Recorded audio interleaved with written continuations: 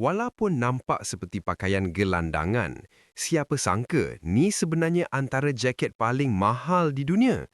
Jaket lusuh dengan koyakan, lubang dan rupa seolah-olah sudah dipakai bertahun-tahun ni sebenarnya adalah produk daripada jenama fashion mewah Balenciaga. Model zip-up berwarna merah ini sengaja direka dengan gaya distressed atau destroyed fashion, iaitu trend fashion yang menjadikan pakaian kelihatan rosak, pudar dan usang sebagai sebahagian daripada konsep rekaan. Walaupun kelihatan seperti pakaian terpakai atau bahkan seperti milik pengemis, jaket ini dijual dengan harga lebih daripada RM4,000.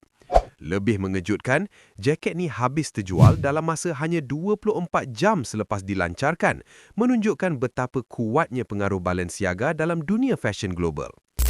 Untuk pengetahuan, Balenciaga ialah jenama fashion mewah terkenal dari Sepanyol yang diasaskan oleh pereka legenda Cristobal Balenciaga.